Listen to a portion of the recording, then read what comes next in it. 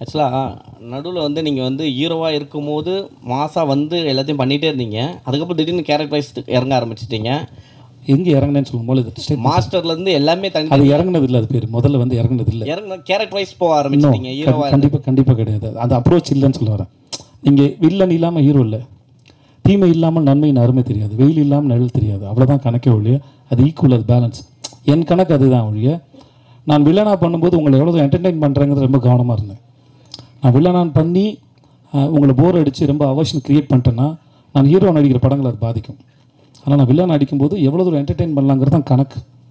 என்னவாக இருந்தாலும் சரி, அது போகிற போக்கில் பண்ணலன்னு சொல்ல வரேன், வேறு ஒன்றும் இல்லை. இல்லை 50-50 வந்து எல்லாருக்குமே மிக முக்கியமான தருணமாக இருக்கும். ஏன்னா 50வது படம் என்ன திரும்பி பார்த்தா அது பேசணும் அப்படின்னு இருக்கும். ஏன்னா இங்கே 40க்கு 40 அடித்த மாதிரி உங்களுக்கு 50க்கு 50 அடிக்கணும் அப்படின்ற ஒரு எக்ஸைட்மெண்ட் இருக்கும். அப்படி இருக்கும்பொழுது இந்த கதையில் இந்த 50வது படத்துக்கு இதை சூஸ் பண்ணால் நல்லாயிருக்கும் அப்படின்னு எதை வச்சு நீங்கள் இதை தோணுச்சு? முதல்ல சரி எதுன்னு இங்கே யாருக்குமே தெரியாது. அப்படி தெரிஞ்சால் எல்லாரும் சரியானதை கொடுத்துருவாங்க. அதனால் அந்த கணக்கு எங்களுக்கு தெரியாது. ரெண்டாவது, இந்த கதை கேட்கும்போது ஒரு டேரக்டரோட பேஷன். கதை யார் வேணால் சொல்லலாம், கதை யார் வேணால், அது எடுக்கிறவர்கிட்ட தான் இருக்குது. ஒரு கதையை எப்படி மக்கள்கிட்ட கொண்டு போய் சேர்க்க போகிறோம், மக்களின் ரசனை என்ன, டேரக்டரோட சாய்ஸில் தான் எல்லாமே இயங்குது அது.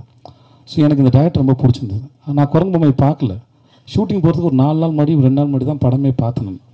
அப்போ தான் பார்த்துட்டு அவன்கிட்ட பேசினேன். மற்றபடி டேரக்டர் எனக்கு ரொம்ப பிடிச்சிருந்தது. ஸோ இந்த கதை நல்லா இருந்தது.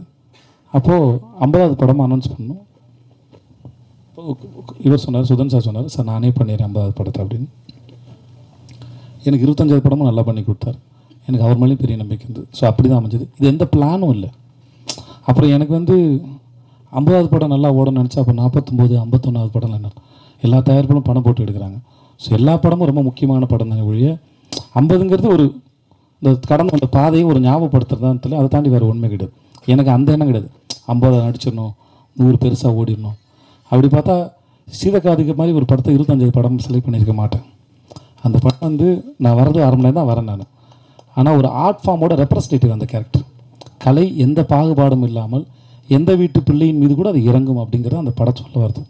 அதுக்கு பணமோ பேரோ புகழோ பரம்பரையாக வர அறிவோ தெரியாது, எங்கே வேணால் இறங்கும் தான் அந்த படம் சொல்ல வந்தது. அப்படிப்பட்ட ஒரு படம் 25வது படமாக இருக்கிறதுல நான் பெருமை கொள்கிறேன். அது அந்த படத்தை நம்பினார்ல ஒரு தயாரிப்பாளர்.